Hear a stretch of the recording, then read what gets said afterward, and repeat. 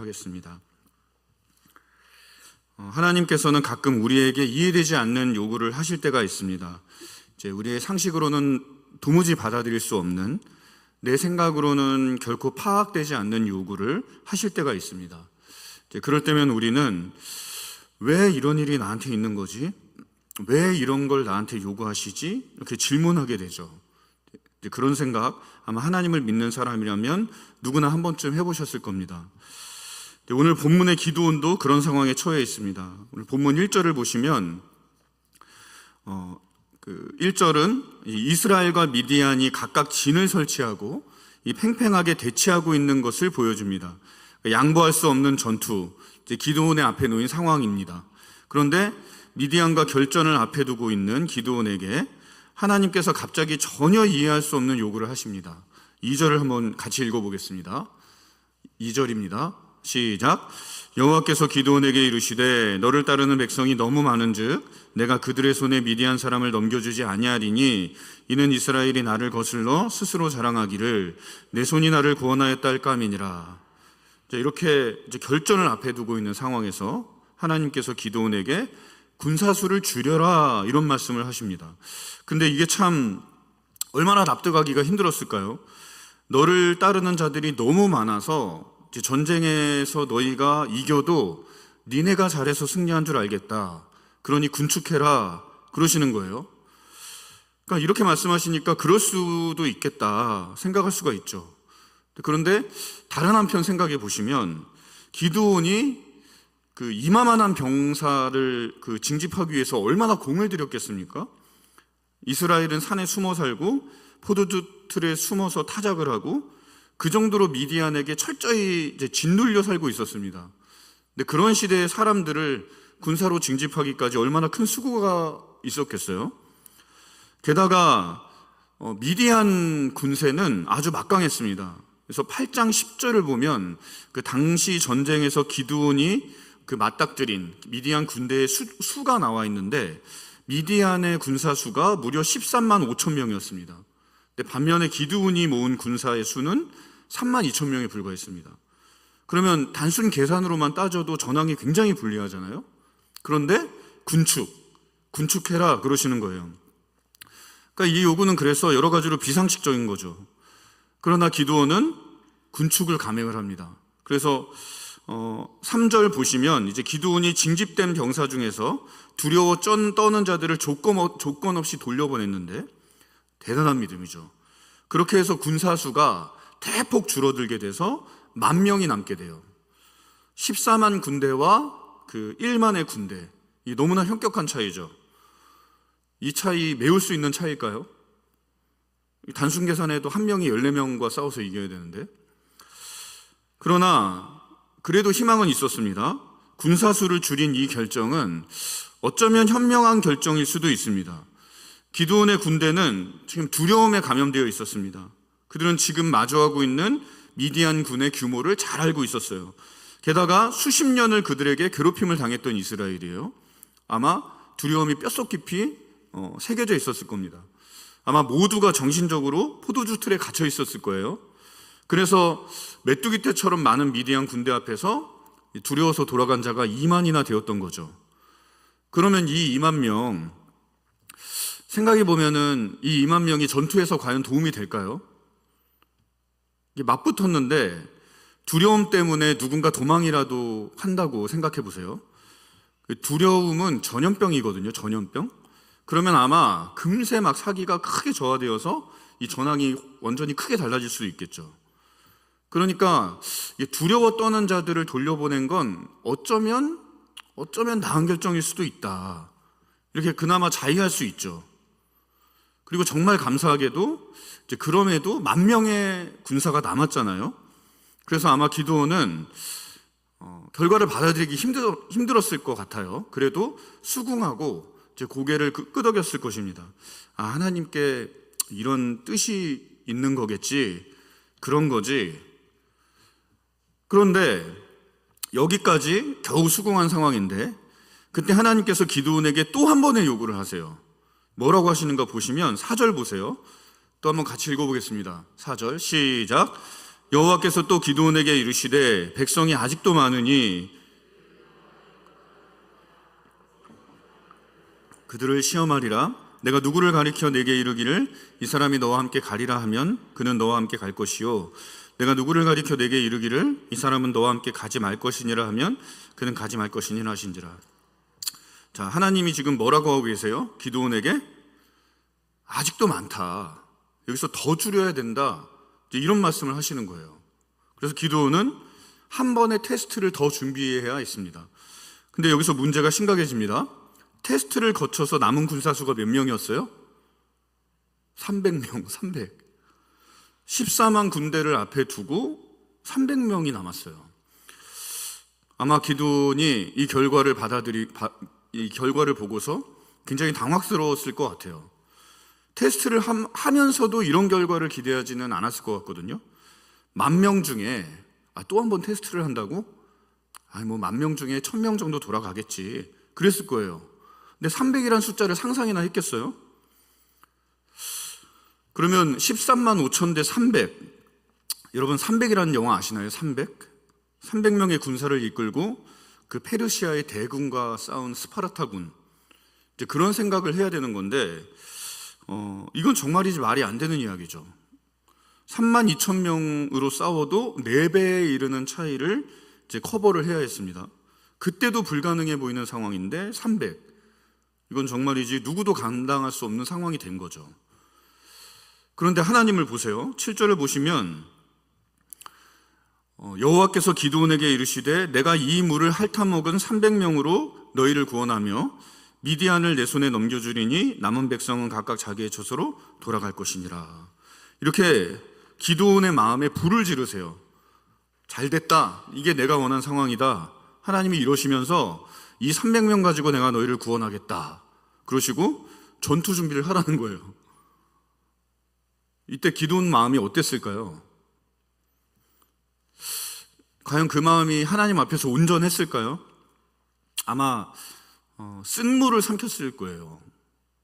끙끙 앓았을 겁니다. 어떻게 이런 요구를 이해할 수가 있겠어요? 불가능하죠. 실제로 불가능한 수준이잖아요. 근데 하나님께서 우리 생각으로 도무지 이해할 수 없는 이런 요구를 하실 때가 종종 있다는 게 문제예요. 받아들이기 힘든 상황을 주실 때가 있다는 게 우리의 난처함입니다. 신앙이라고 하는 게 그렇거든요. 하나님의 뜻으로 인해 때로는 우리 삶이 엉망진창이 되기도 하는 거예요. 남들 다 하는 일을 못하게 되고 남들 아무도 안 하는 일을 해야 할 때가 있는 거예요. 그게 신앙입니다. 그래서 여러분도 그런 문제로 인해 난감할 때 있었을 거 아니에요?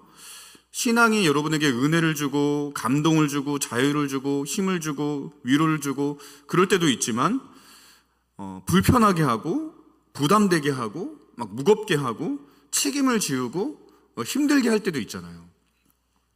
그냥 편하게 교회 다니고 싶은데 중직자를 하라고 하고 책임을 맡으라고 그러고, 그냥 예배나 드리고 싶은데 제자훈련 받으라고 하고 셀 모임 나가라고 하고, 그냥 평범하게 살고 싶은데 다르게 살라고, 거룩하라고 하고, 그냥 자유롭게 마음대로 살고 싶은데 하나님의 자녀로서 품위를 지키고 규모를 갖추라고 하고, 또 세상과 적당히 타협도 하고 싶은데 시도 때도 없이 막 양심을 찌르면서 시류를 거스리라고 하고, 그냥 사랑만 받고 은혜만 누리고 싶은데 그러면서 살고 싶은데 섬기라고 하고 원수까지 품으라고 하고, 그냥 죄 좀 안 보고 싶은데 하나님이 하나 되게 하신 거 나누지 말라고 하면서 영원히 함께할 동반자니까 끝까지 품으라고. 그래서 원수를 사랑하라고 하시고 70번씩 7번이라도 용서하라고 하면 부담이 되죠. 근데 이게 하나님 말씀이니까 무시할 수가 없잖아요. 그래서 의식하고 신경이라도 쓰면 돌아오는 건 뭐예요? 그렇게 해보려고 하면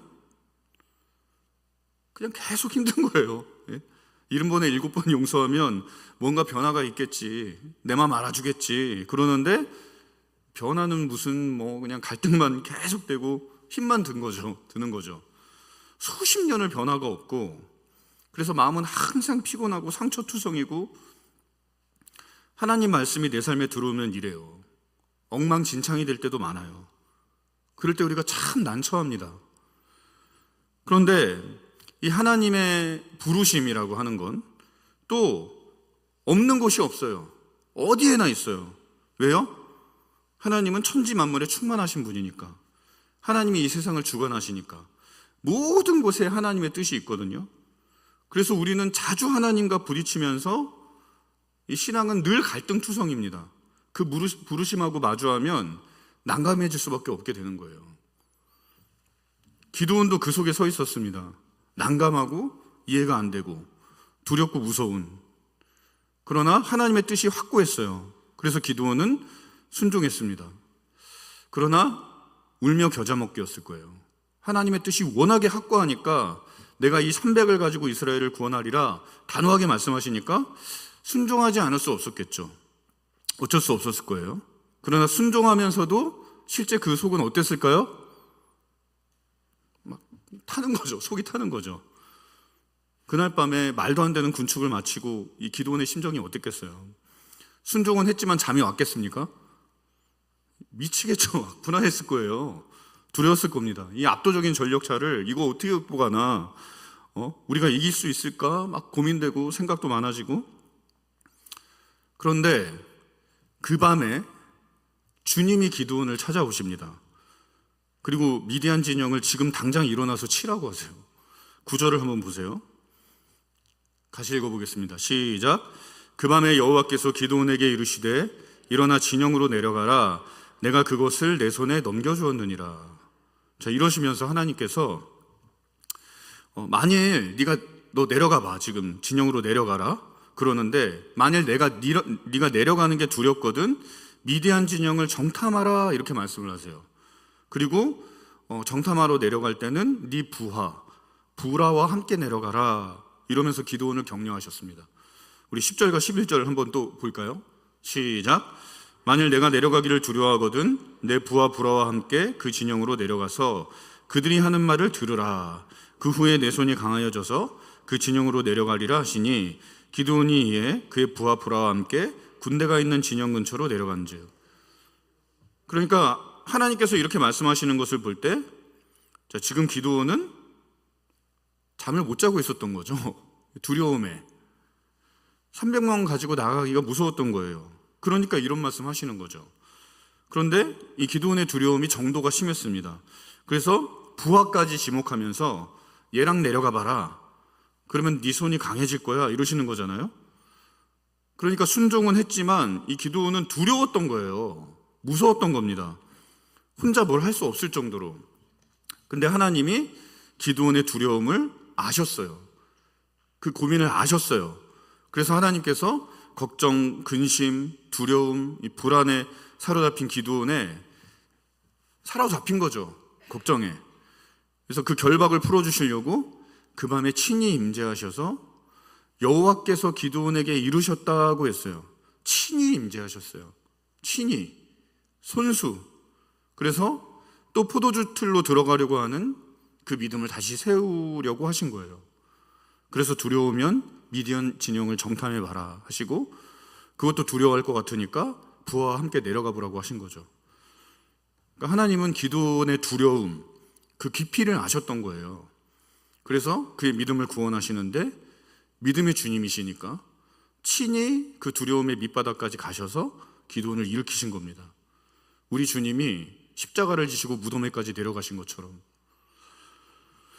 믿고 순종하더라도 그럼에도 불구하고 우리는 연약해서 수시로 불안합니다. 수시로 흔들려요. 기도해도 두렵고 마음을 다잡아도 무섭습니다. 상식을 거스르고 대세를 무시하는 게 쉬운가요? 잠깐이라면 괜찮겠죠. 그런 거라면 얼마든지 이 악물고 참죠. 그러나 주님을 따를 때 이런 일이 계속해서 반복된다고 하면 그게 어디 쉽겠습니까? 용서하고 이해하고 또 용서하고 70번에 7번이 되기까지 그게 쉬울까요? 시대를 뛰어넘어서 영원에 헌신한다고 하는 게 쉬울까요? 교회에서 중직을 맡고 섬기는 거 쉬울까요? 돈 벌기도 바쁜데 세상 사는 것도 어려운데 어렵죠. 쉽지 않습니다. 그 길은 좁은 길이기 때문에. 게다가 하나님 뜻에 순종하더라도 만사가 다 잘 되기만 하는 거 아니에요. 순종하더라도 낭패를 볼 때도 있어요. 손해를 보고 소외당하고 박해를 받고, 그래서 주변 인물이 돼서 겉도는 인생이 될 수도 있습니다. 예레미야처럼, 세례 요한처럼. 그런 것까지 각오하고 나면 마음은 정말이지 위태로워지죠. 하나님의 뜻을 따르는 데는 그래서 힘든 자기 부인이 요청됩니다. 300으로 줄이는 것과도 같은 그런 것이 요구되는 거예요. 하나님의 뜻에 나의 뜻이 일치할 때는 사실 따르는 게 어렵지 않습니다. 문제는 하나님의 뜻이 나의 뜻과 다를 때예요. 그럴 때 우리가 부침을 겪고 신앙에서 이탈할 때도 있는 거죠. 어렵게 또 순종하더라도 그 길은 내내 두렵기 때문에 그래요. 출애굽한 이스라엘이 그 가데스 바네아에서 그 가나안 땅을 정탐하잖아요. 그때 거기서 신앙을 버린 이유가 뭐예요? 가나안 땅 거민이 하나같이 다 거인과 같고 그들 앞에 이스라엘은 메뚜기 같다고 하는 그 사실 때문에 전쟁하면 이거는 필패할 거야, 그런 생각을 하고 그 신앙의 전선에서 물러난 거죠. 그러니까 결국 고비를 못 넘은 거예요. 불안한 순종이 이어지다가 하나님의 애굽을 치시는 것도 보았고 홍해를 마른 땅처럼 건넜는데도, 그런데도 그랬습니다. 우리도 그럴 때가 있죠. 그래서 준비가 됐다고 생각하고 덤벼들었다가 혼비백산하고 그럴 때가 얼마나 많습니까? 설교 준비가 됐다고 생각했는데 강단에 서보니까 완전히 다르고, 저 그럴 때 많거든요. 지금은 괜찮은 것 같아요. 예. 또 이렇게 이게 하나라고 생각했는데 금세 나뉘어가지고 분열이 되고, 또 막 자신 있다고 생각했는데 금세 두려워서 벌벌 떨고, 선 줄로 알았는데 넘어지고. 그러니까 믿음의 문제는 이거예요. 작다는 거예요. 작아도, 겨자씨 같더라도 그게 하나님과 결부되어 있기 때문에 이게 산을 옮길 큰 능력이 됩니다. 그러나 작다라고 하는 사실은 바뀌지가 않아서 믿음에는 불면 날아갈 것 같은 연약함이 항상 공존합니다. 그래서 믿는데 불신하고, 믿는데 두렵고, 믿는데 불만스럽고, 믿는데 싫어요. 좀 쉽게 믿고 싶은데 항상 어렵습니다. 하나님이 살아계세요. 복음에서 그걸 봤잖아요, 우리가.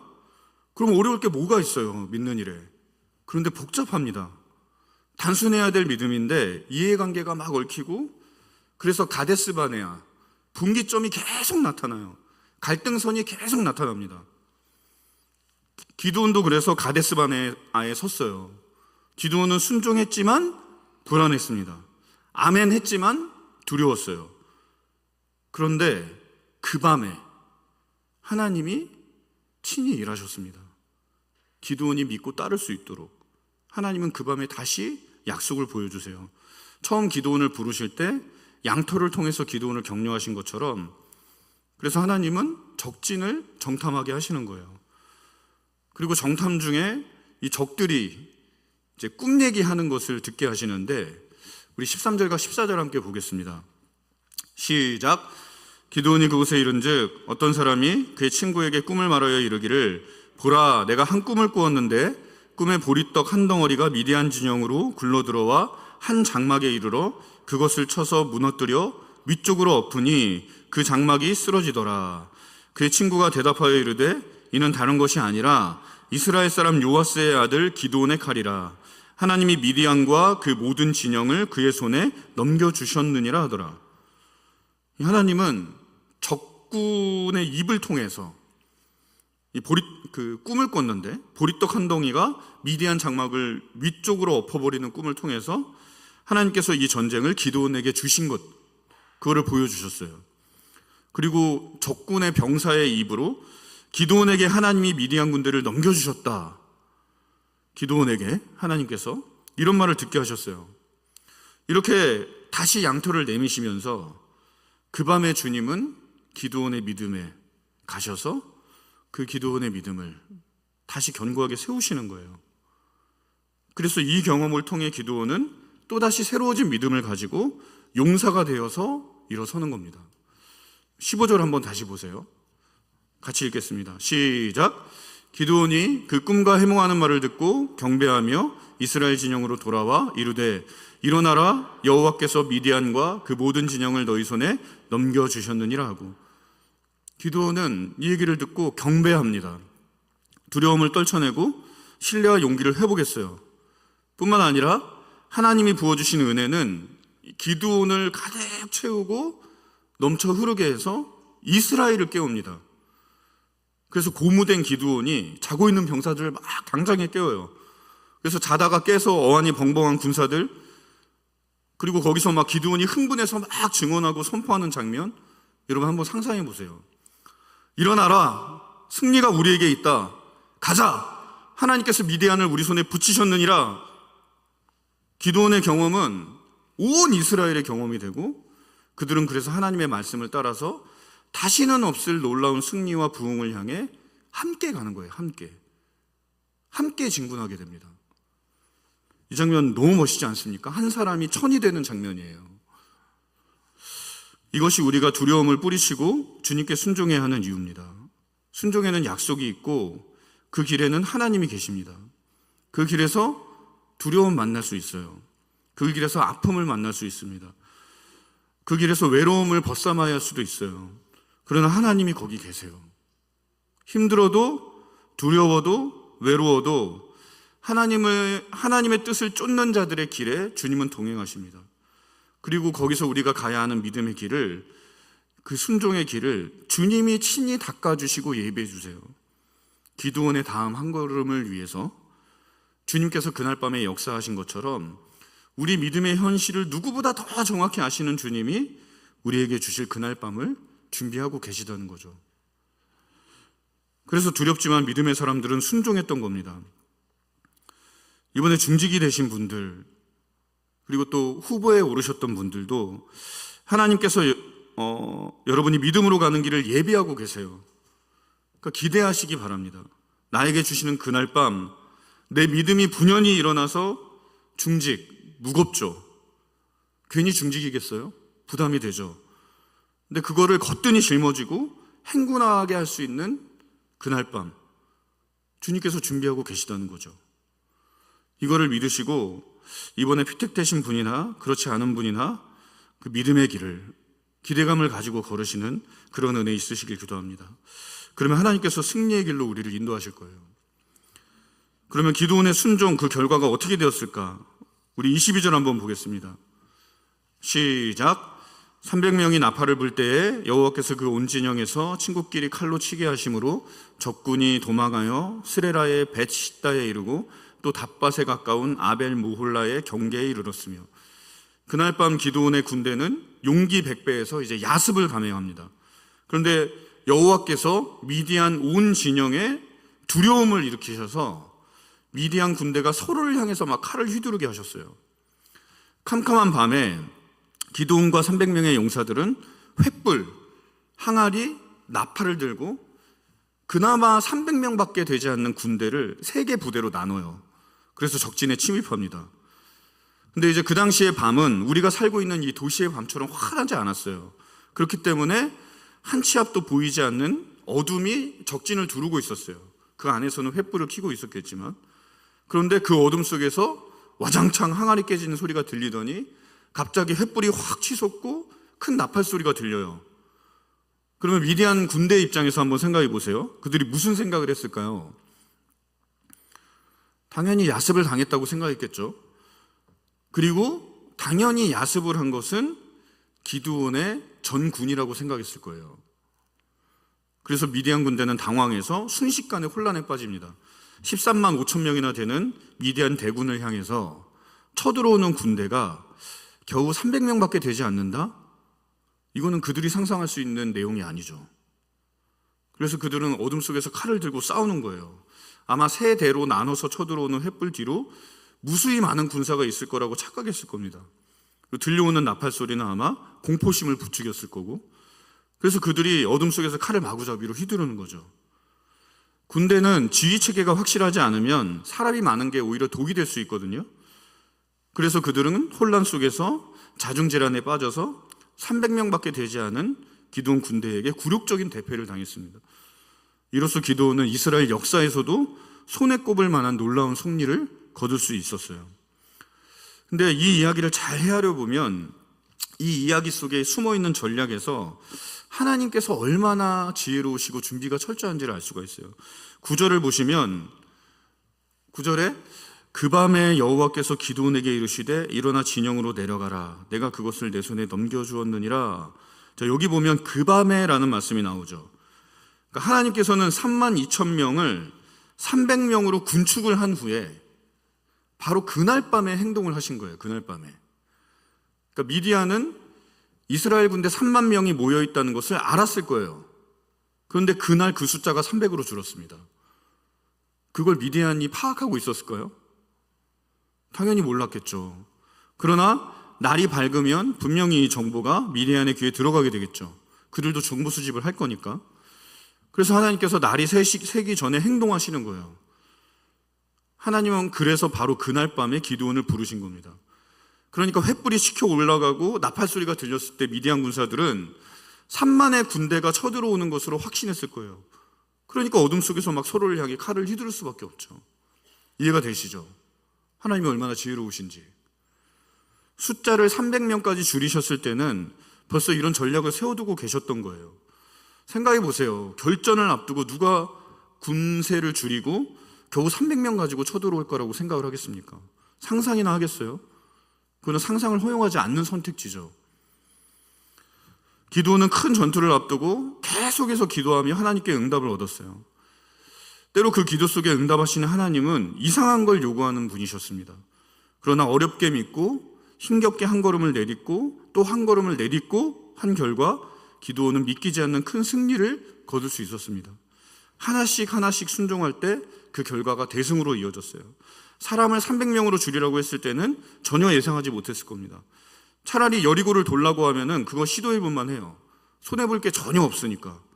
그런데 군사의 수를 3만에서 300으로 줄이는 건 완전히 다른 차원의 이야기죠. 적진을 눈앞에 두고 팽팽하게 대치하고 있는데, 그런데 하나님께서 하라고 하신 대로 순종으로 따라가 보니까 결과는 놀라운 승리였다고 하는 거예요. 이렇게 하나님께 드리는 순종에는 놀라운 결과가 있습니다. 그러나 당장은 그 승리가 보이지를 않고 이해가 되지를 않는 게 우리의 한계예요. 그래서 하나님의 요구를 납득할 수 없을 때가 많은 겁니다. 그래서 온전히 순종하지 못하고 멈칫하는 거예요. 하나뿐인 인생이니까, 우리로서도 모험을 해야 되니까. 근데 생각해 보세요. 납득할 수 없는 요구, 이거 왜 생기는 겁니까? 하기 싫어서, 어떻게 될지 몰라서, 내 생각이나 상식과 달라서 그런 경우에 생기는 거예요. 그러니까 그거는 우리 인간 존재의 한계 때문에 일어나는 거예요. 하기 싫다는 거는 나에게 한계가 있다는 뜻입니다. 사람이 만나기 싫어요. 그 말은 나의 마음에 제동이 걸려 있다는 뜻이죠. 불안하다는 건요, 미지에 대한 공포가 있다는 겁니다. 제 나이에서는 미래에 대한 공포가 있죠. 자녀들을 잘 기를 수 있을까? 노후 대책은 어떻게 해야 되나? 그래서 부업을 하고, 자녀들 공부 때문에 이 고3 수험생 부모는 1년만 주일에도 공부시키자, 그런 유혹 경험하게 되잖아요. 부모든지 학생이든지. 근데 다 마음에 제동이 걸려 있는 거죠. 암시가 걸린 거예요. 또 내 생각이나 상식과 달라서, 이것도 마찬가지죠. 상식은 사람이 살아갈 때 자연스럽게 만들어지는 한계선이에요. 이 이상은 무례한 거야. 이거를 안 하면 사람도 아니지. 그 사회와 문화가 만들어준 어떤 윤리적인 경계선이죠. 이것도 일종의 제약이나 한계로 볼 수 있죠. 그래서 우리가 사회가 요구하는 윤리, 예를 들어서 차별금지법을 두고 고민하게 되는 거 아니겠어요? 우리 신앙과 마찰이 생겨서. 그런데 하나님께서 때로 이 한계선 저편에서 이쪽을 향해서 노크를 하시는 거예요. 본토 친척 아비집을 떠나라. 내 사랑하는 독자 이삭을 바쳐라. 여리고를 7일 동안 돌아라. 군사수를 300으로 줄여라. 자기 십자가를 지고 나를 따르라. 이 세상과 타협하지 말아라. 이거는 힘들죠.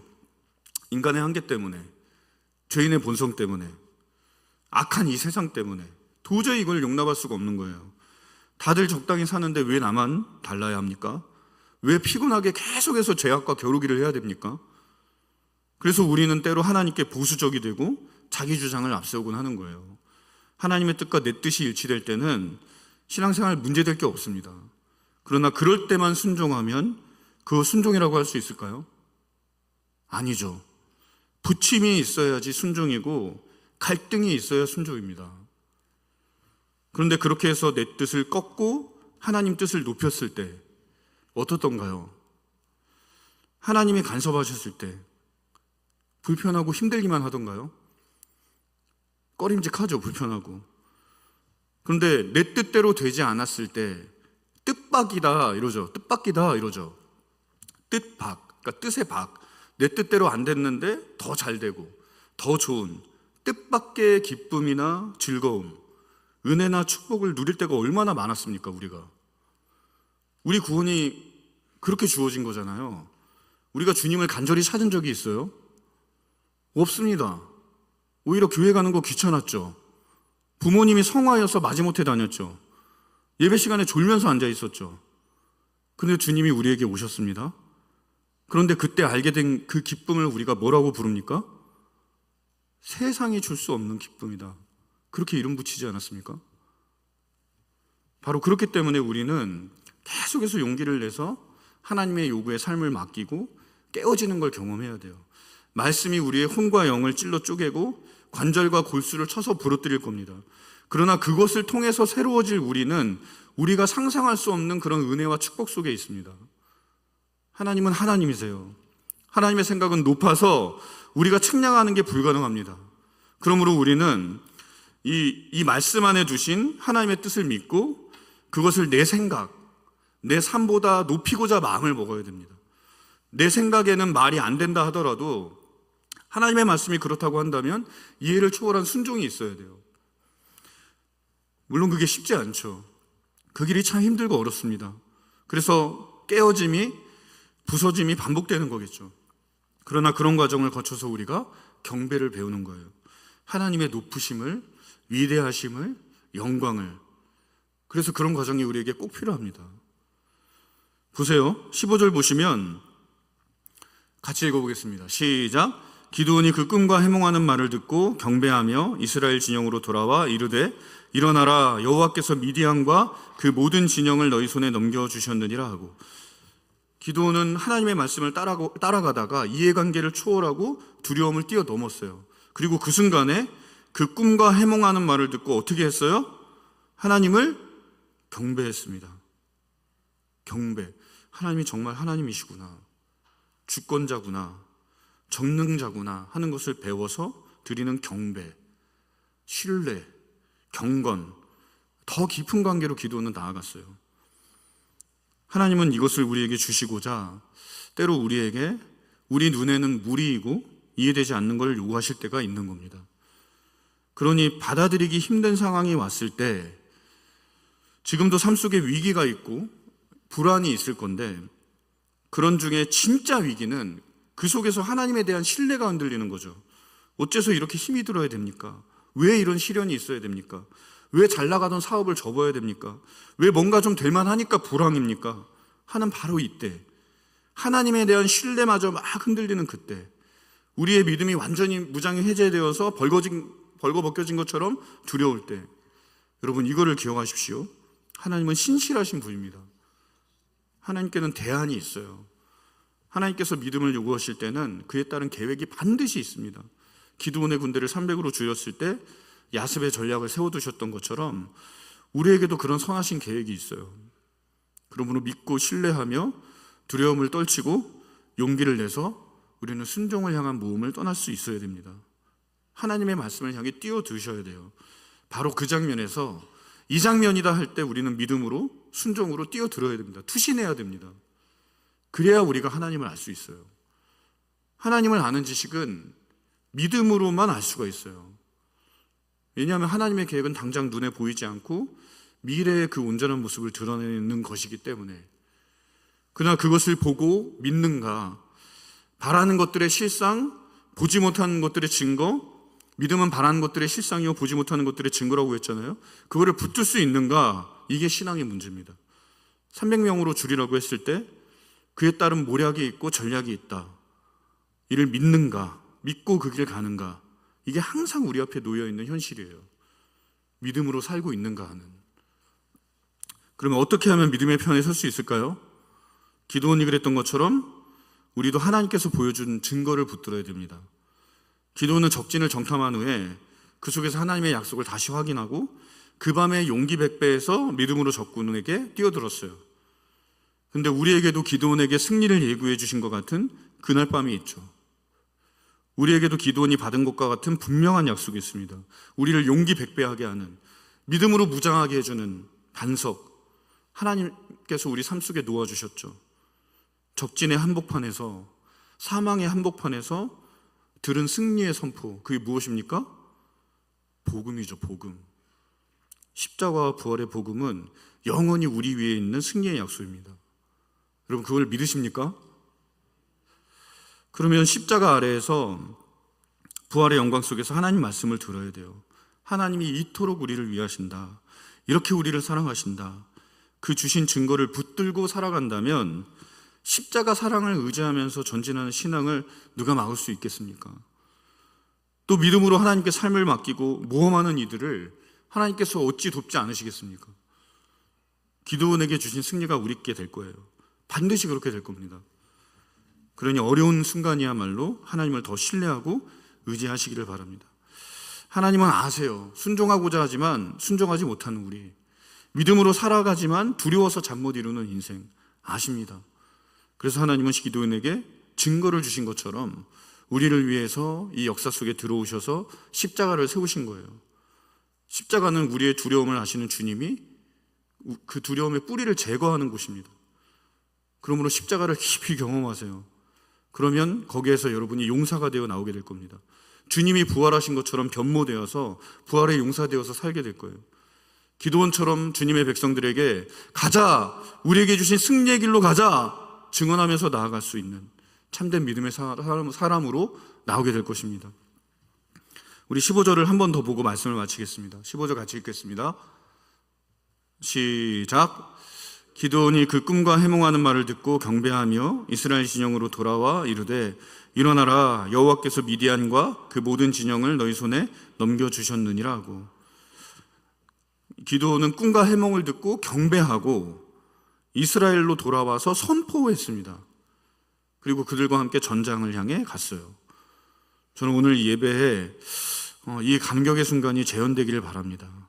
하나님께서 우리 손에 우리 인생의 대적을 넘기셨어요. 여러분, 이 감격이 여러분의 것입니까? 그러면 승리는 우리의 것입니다. 이를 믿으시고 복음 안에서 평안을 가지고 삶으로 돌아가시길 바랍니다. 찬송하며 돌아갈 수 있습니다. 그리고 삶에 선포하는 거예요. 믿음으로 여러분의 삶을 다시 일으켜 세우는 겁니다.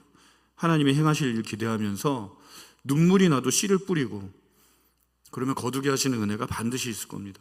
그날을 이미 준비하고 계시기 때문에, 때를 기다리고 계시기 때문에, 이를 믿는 믿음이 지금 이 자리에 계신 모든 성도님들 마음에, 특별히 이번에 세워지신 중직자들의 마음에 굳은 확신으로 다져지시기를 주님의 이름으로 축원을 드립니다.